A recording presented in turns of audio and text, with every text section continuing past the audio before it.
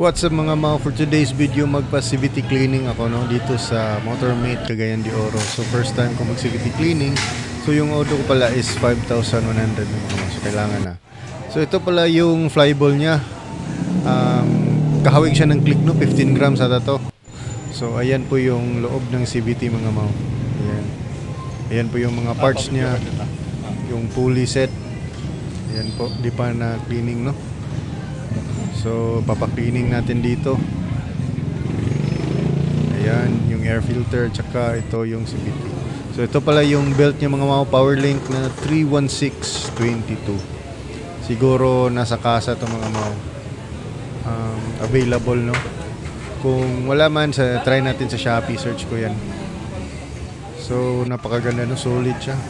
So, ayan, nilinis na yung CVT ng motor ko mga Tignan nyo, medyo madumi na talaga. 5,100 yung auto ko. Madumi na siya, Kasi first pa naman to nalinisin.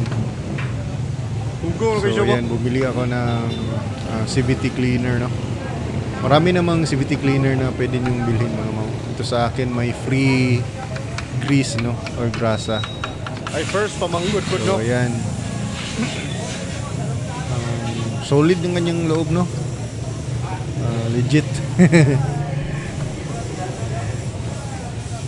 So gustuhan ko dito mga sa Motormate kasi may lifter sila mas madali siyang linisin at saka yung pagbalik ng mga parts madali lang din, hindi sila nahihirapan So ayan.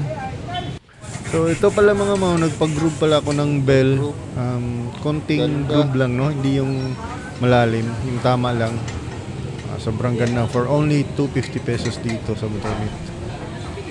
Ito palang spring mga medyo malambot siya, Feel ko nasa 800 to 1k RPM to.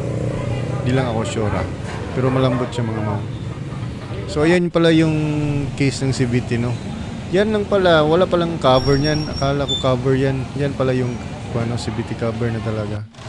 So ayan mga yung tunog is lifter lang yan, pero okay talaga yung CVT ko, tignan nyo. Walang talon. So ito yung price ng binayaran ko mga 600. So ito pala mga test na natin yung bagong CVT cleaning, So okay talaga siya, nag-less yung vibration niya, compare sa hindi pa nilinisan. At saka wala akong pinalitan, linis lang talaga. Kung magpalit siguro ako ng flyball, syempre mas gaganda yun. So again, thank you so much for watching mga and don't forget to like and comment.